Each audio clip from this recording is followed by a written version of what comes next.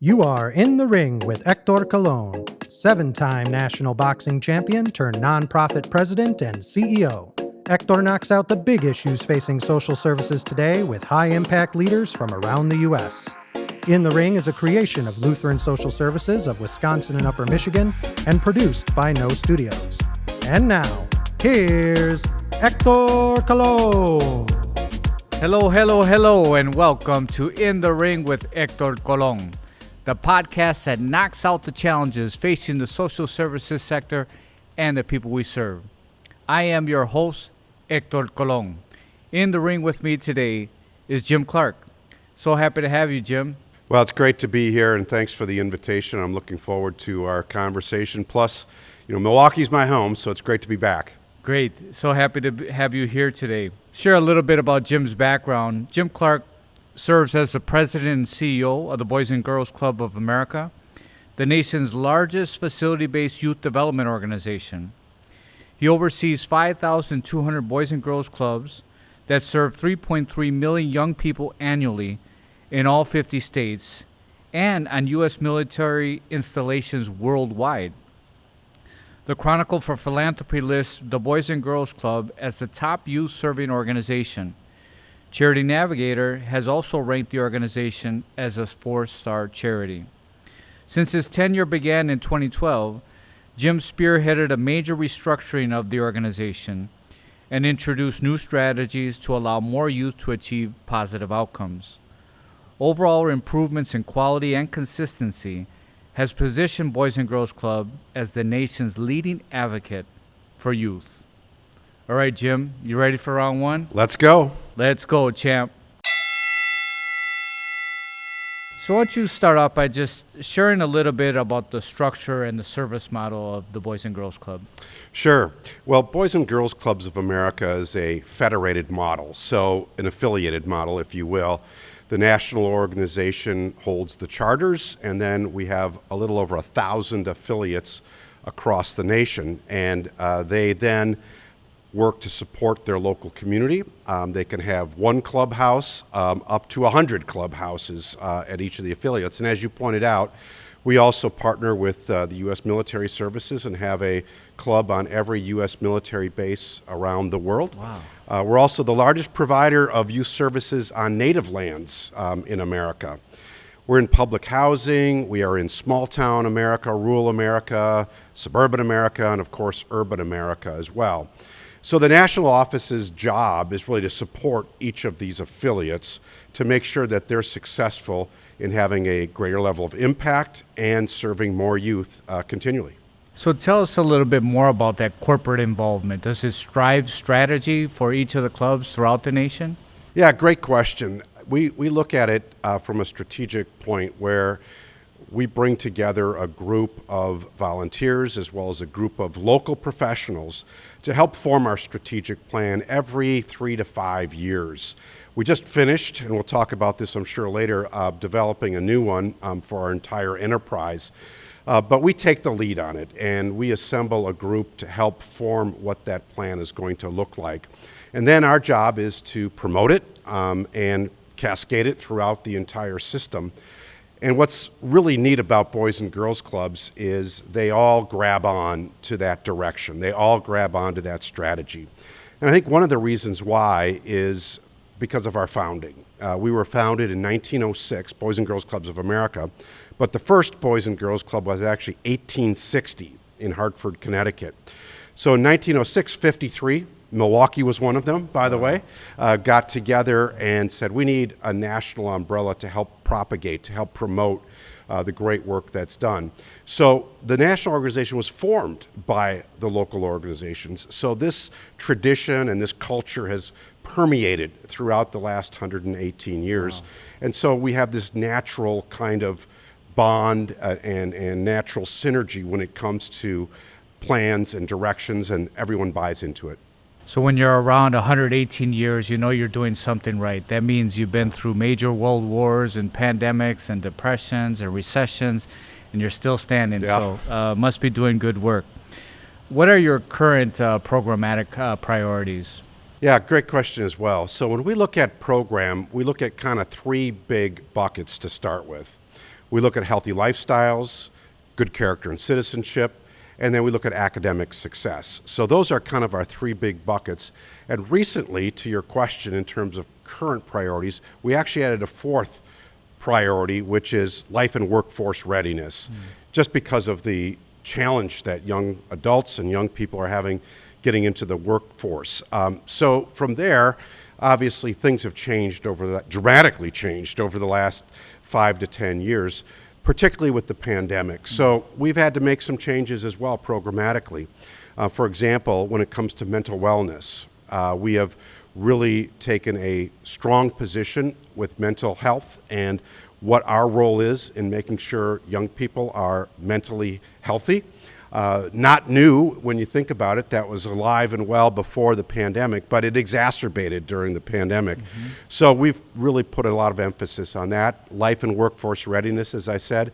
And then one direct derivative from the pandemic has really been this unfinished learning, I'll call it, this gap that occurred with learning with young people, whether they were in elementary, middle, or high school. And we see it today playing out in the statistics. For example, fourth grade reading levels, only about a third of all fourth graders in the United States are at fourth grade reading level. That's all kids. And it's about the same for math. Eighth grade math, only about a third of young people are at eighth grade math level. So we're diving in as well. And we've always had academic success as a pillar, but we're doing more to help try to make up for some of this loss that happened over the pandemic years. That's great. You know, education is key to success. It is what our community needs, kids, families, in order to continue up the economic ladder. And I know you do a great job there. Tell us, expand a little bit more if you can regarding how you're serving individuals with mental illness and helping them reach their full potential, and maybe touch into this growth mindset philosophy that you have within the Boys and Girls Club. Sure. Well, first of all, on the mental health front, mental health is a big topic, right? It encompasses a lot of different nuances and derivatives, and it is specific to each individual person. So when we think about it, we look at some of the underlying components of mental health. That's the overarching kind of umbrella. And then what can we do as Boys and Girls Clubs? So one area we've zeroed in on is trauma-informed approach. And that is a component of mental health. It's not interchangeable. We look at it as part of. But we really believe we can make a big difference there. So we've gone down the path with some great partners. Kohl's right here in Wisconsin is one of our partners there, and Blue Cross Blue Shield is another big partner, looking at how we can help get every one of our staff that works at a club, professional, trained when it comes to trauma-informed practice, and also look at how we can have those types of practices executed at the local level. So, for example, identifying when a young person is struggling from anxiety, from different stages of what is going on in their life that's caused challenges, adverse experiences, either in the daytime hours or at home or wherever it may happen. And it's complex, but I always believe that anybody, each one of us, if we know a little bit about it and take time to learn, we can help those young people. Absolutely. And we are. So part of this project is to have every one of our 60,000 staff members across the country trained and certified to be able to identify some of these challenges and then help kids work through. And sometimes it just takes a caring professional adult paying attention to help them understand how they can deal with some of these challenges they're facing. So our goal, and it's going to be real when we look at the end of 2025, is to have every one of our clubs trauma-informed, certified when it comes to trauma-informed practice. And with that, then we'll be the world's largest youth development organization that is trauma-informed. That's great. So that's one. And I think it feeds right into your growth question because part of what we work to do is to scale. Not easy when you think about 5,400 locations across the country. But what we do know is when we take on a challenge and we can scale that solution, more young people benefit. So with that, we have been growing. Even right through the pandemic, the number of locations, sites, clubhouses as we call them, has continued to grow over time. So you look at the last 13 years or so, we've added almost 1,600 locations throughout the country to serve young people. So unfortunately today, the demand, the need is tremendous. And so we work to do our part to have that solution and to be in place in neighborhoods to serve young people that need us most. We're school-aged, so you look at kind of kindergarten through high school. We're out of school time, so we're after school during the school year. And in the summer, we're all day helping serve young people. So our goal is to continue to grow, to help impact and serve more young people across the country. Great, that's wonderful. And I when I was very young, I used to go to Boys and Girls Club on 24th and Rogers. Yeah. And it was a good place. I mostly went to the United Community Center. That's where I boxed and played baseball. But sometimes I would play basketball at the Boys and Girls Club. And it always was a good place. It was a safe place. And people truly cared for me while I was there. And I know that they care. You have caring staff to make a difference in the lives of those people, many of which experience traumas. So proactively addressing those needs, I think, are very important. I'm glad that you guys are doing that, not only here in Milwaukee, but across the country, because the better we address those needs, those traumas that exist within a child's life, the better we're able to help them reach their full potential. So thank you. That's the end of round one, Jim. How you feeling so far? Well, so far so good. I don't think I've gotten knocked out yet, so. You're doing great. All right. We're heading into round two. But first, a message from our sponsor, M3 Insurance. People today are at a higher risk of experiencing mental illness, housing insecurity, and substance abuse. Do you know the health of your employees, your communities? How can you step up your benefits to better address their well-being? M3 Insurance helps businesses see beyond basic benefits and support employees where they live. It's a meet them where they are approach that LSS delivers to their clients every day. M3 and LSS offer real solutions to now commonplace realities that strengthen employees and inspire communities to thrive. Test your employee benefit strategy now by going to m3ins.com. Okay, Jim, you ready for round two? I'm ready. Let's go, champ. What's your opinion about government programs and policies? Are they advancing quick enough in order to address the true needs of the people we serve? Yeah, unfortunately, as you know, kids and teens today, nothing's quick enough. And when we look at the challenges that young people are facing, and families, really, this is not just isolated to young people, they're immense and they're growing. So I think a lot of the publicly funded programs that are out there are great. We certainly receive funding from many of them. I'll mention a few in a minute. At the same time, given some of the challenges that we were just talking about, public funding and programs designed to really address that, no, they're not there in totality. They're not quick enough. It takes time really to get legislation passed and to have different programs in place to truly meet the contemporary needs of young people today. Do you think politics plays a role in that? We're short cycles, 2-year cycles, 4-year press releases, and just really going into that early intervention, prevention sometimes is a challenge in the political realm. Do you agree? Yeah, you think about all of that, and it is a short cycle, and it is an election cycle, right? That you're dealing with, and Congress can change every couple of years, and administration can change every 4 years. So, yes, you have to be extremely nimble to be able to navigate all of the changes that take place constantly at the federal level. Politics itself, we stay out of it. We're not a political organization, and so we work really hard to be nonpartisan and to really make sure we're talking to all people that are in elected offices about what's happening. But that said, it does take a long time to move anything through the system. For example, we have some legislation that we've been involved with in crafting, the Youth Workforce Readiness Act, which has been in and out for the last 4 or 5 years. And we're hoping this next session it gets presented and hopefully passed, because that's a great example of a need today that young people have.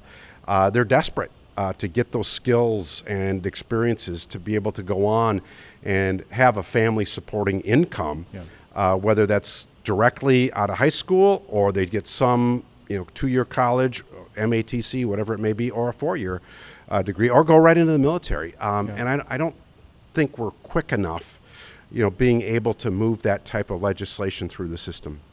So because programs and policies are not advancing quick enough, sometimes due to politics, sometimes due to lack of resources, our sector has to innovate.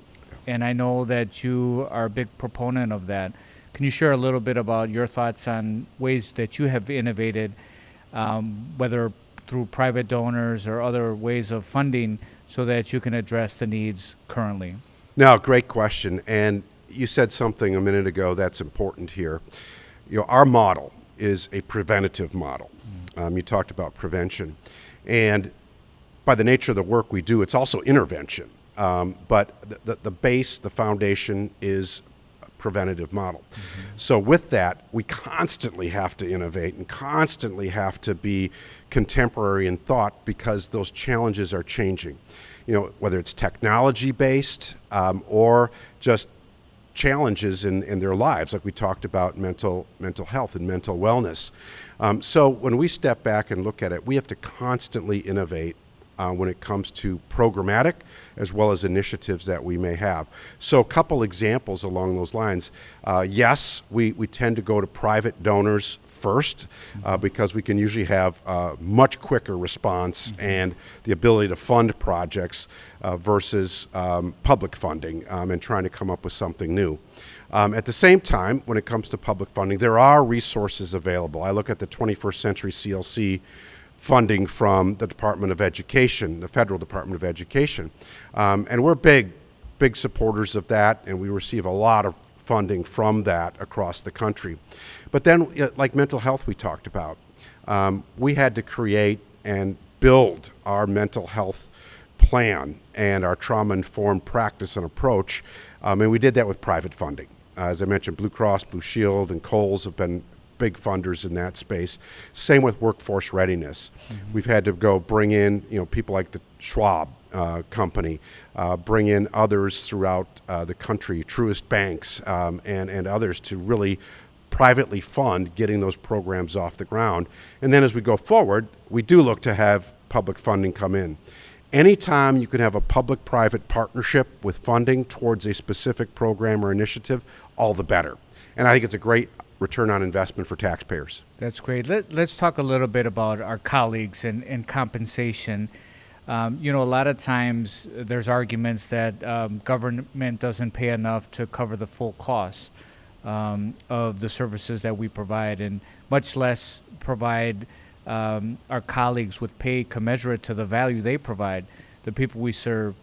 What have you done in that regard for yourself? Yeah, great question. And I think there's a couple of answers to this that are really, really important.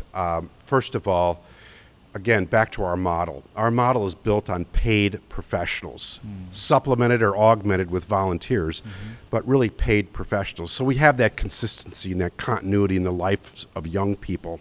So it's really, really important that we have part-time and full-time staff compensated at a level that will keep them. Now, you're not going to keep everybody forever, but you've got to think that way to start with. So we do a compensation study every 2-3 years for the entire country, and we look at roughly 60 jobs, part-time and full-time positions, I should say, within our enterprise, all the way to the youth development professional that's working at a Boys and Girls Club.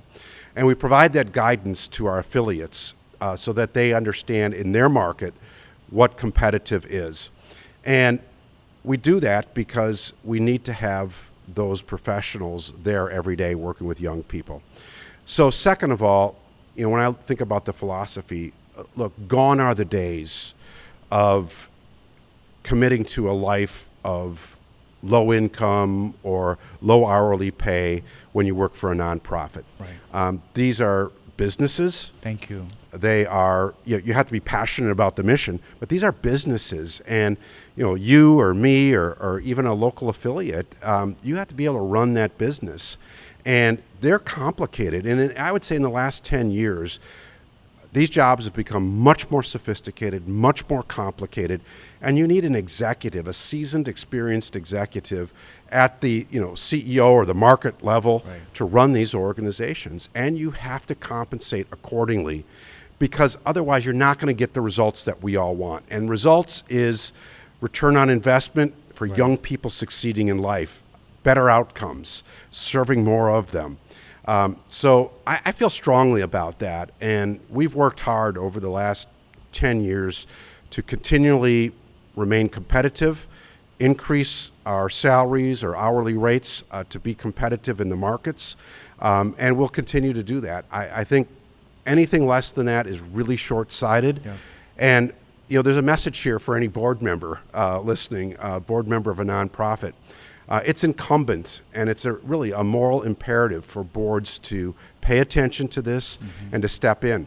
You would do it, they would do it for their own business, so why shouldn't we be doing it for nonprofits? Thank you, Jim. I really appreciate how much focus and attention that you are putting in this with your organization, and even the advocacy. You being on this show right now and sharing how passionate you are about this, because this is important. Our sector cannot operate with excellence or reach its full potential if we're not paying our colleagues commensurate to the value they provide. We are a business, no margin, no mission. And so we have to, as leaders, make sure we're doing a good job so that all within the organization are benefiting and the community at large is healthy. And so our sector is so important. So I'm really, really looking forward to advocating with you across the nation to continue to share this message. Subscribe to In the Ring Podcast now on YouTube. Like, follow, and share on social media and wherever you get your podcasts. Doing so will allow LSS to expand our reach and message so others within our sector can benefit from these important conversations. Let's go, champs. Okay, Jim, are you ready for the final round? Yeah, I am ready. So this will be an interesting round for sure. You're doing great, champ. So you have led a multi-year restructuring with a clear focus on 5 key pillars. What are those pillars? Yeah, when we think about our organization, we look at it in some different ways. And I think right now the direction we're heading focuses on 5 really important pillars.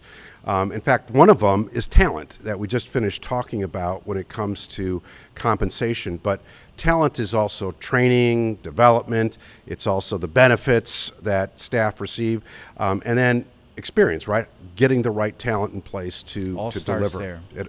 And to me, it's the beginning and the end. Yep. It's talent, talent, talent.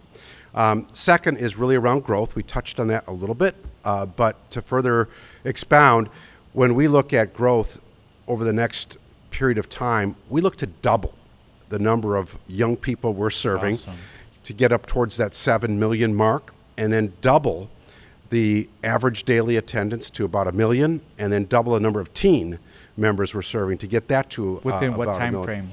frame? We're looking at that. We don't have a specific time frame on it, but we're looking at over the next 6, 7, 8 years. We're still in a recovery period from the pandemic, so that's accelerating. I think once we get to that point, we'll really be able to take off. But that's part of this direction as well. Another is impact for young kids, elementary and middle school age, and teenagers, which is going to be really, really important. if you have growth and no impact, you're not really doing the job you're supposed to be doing. So impact is really important. It is, and we measure that, and we measure it by experience. And what we know is when young people have a great experience at a Boys and Girls Club, the outcomes in their life go up. More A's and B's in school, they're healthier, stay away from substances. So it's really, really important. You know, the fourth one is around something we talked about as well, influence. This is advocacy. Great. It's our voice. It's youth voice, teen voice, really articulating the case of why we need to do the important things we're doing. And then the last one we look at is really around digital transformation. And digital transformation probably means something different to everybody.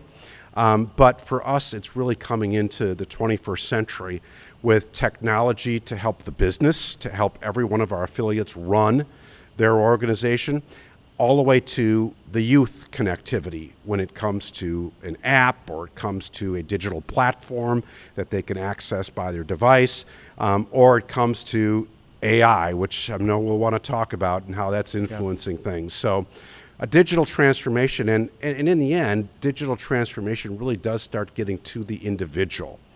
And that's what we're all about too, is creating those individual experiences so that you, a Hector or a Jim or an Alejandro, go on to be successful in life. So we have to be able to have that customized experience. So that's what we're working on. Awesome.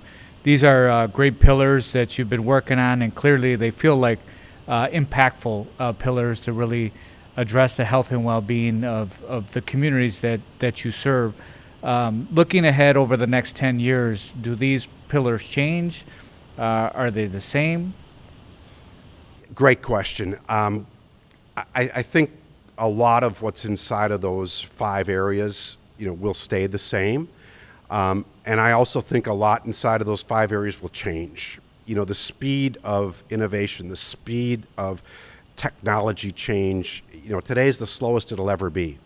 It will continue to accelerate, and we have to keep being nimble and being able to navigate that change. So I think that's been one of the really successful points about Boys and Girls Clubs over the course of many, many decades, is being able to remain contemporary and relevant in the lives of young people, no matter what's happening. And so we have to navigate, we have to change. And sometimes you need to move quicker than other times, but if you're not staying up with what is on young people's minds and what their needs are, you're not going to be here in 10 years. So yes, I think a lot will change. Speaking of change, AI, are you using it? Are you embedding it within your future strategy? It's very interesting. Everybody is saying, you got to get on the AI bandwagon. Are you? We are on the AI bandwagon, and I think it's going to continue to evolve and also change what we do. So, for example, we have every one of our affiliates gets a free subscription to Canva to do a lot of that's a marketing AI tool to do a lot of their local marketing. We give that to them. Literally every organization, every one of our affiliates is using, Chat GPT or Pilot. They're using something. And then I do think as time goes on, AI it's going to become dimensional, right? 3-dimensional, 4-dimensional, and there'll be an interactive point that will be possible with I don't know what it'll be, but it'll be a hologram or something that will be, a usable feature of it. I think one of the things we're very careful about there is again, back to our model. Our model has been really successful with a adult paid professional in the lives of a young person. And that interaction, that experience is what creates these outcomes. We're not going to change that. We're facility-based. We're not going to change that.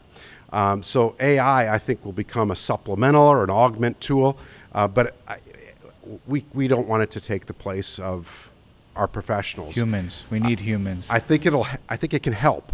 Yep. And it can maybe increase productivity or make their jobs easier, but we need to keep that human interaction.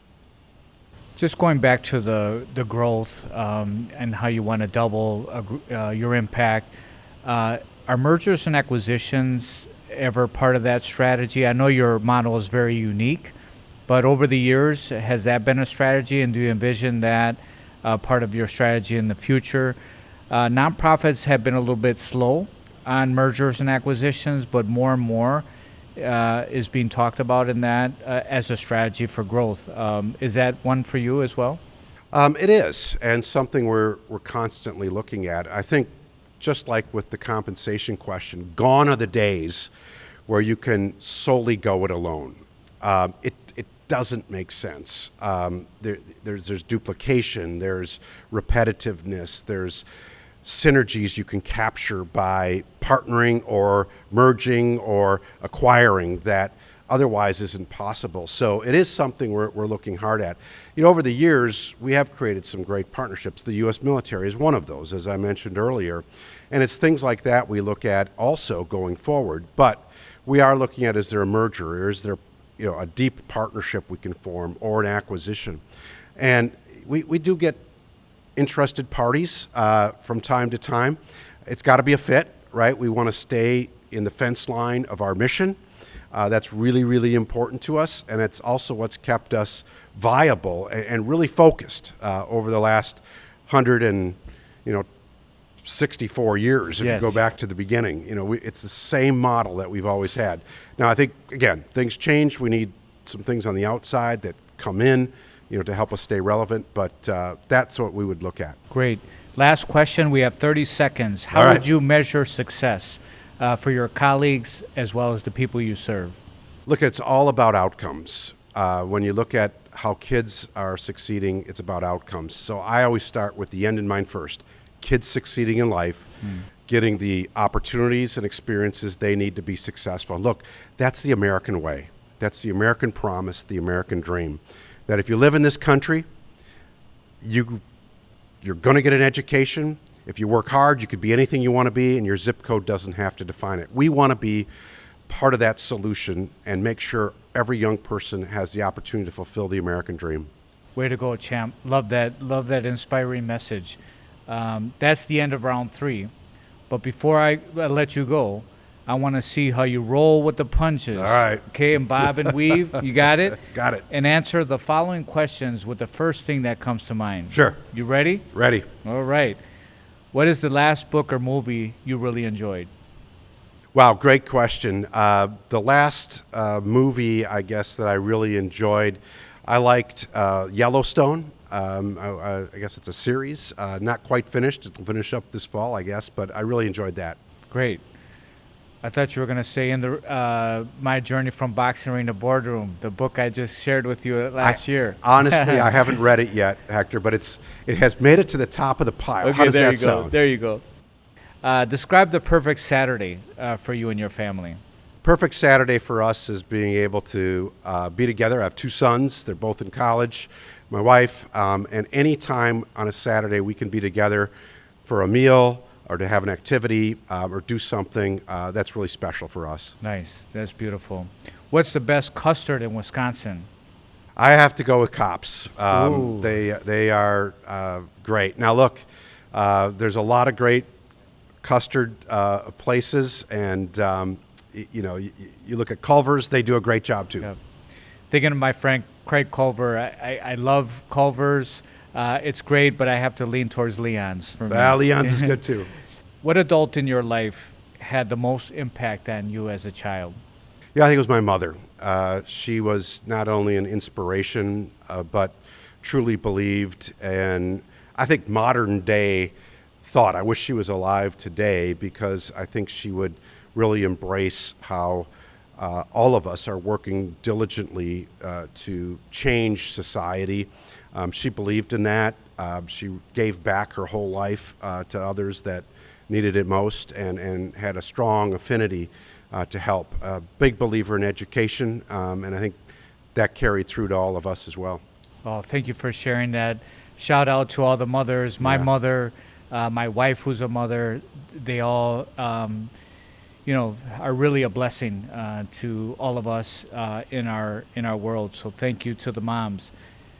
Final question: what is your game plan for spreading the word about our sector and some of the issues we talked about here today? Yeah, I think there's a multi long answer to that, but the short version is continued advocacy. I said influence is one of the 5 pillars of our future direction. So this is an important part of it. It's at the public level. We're in Washington, D.C.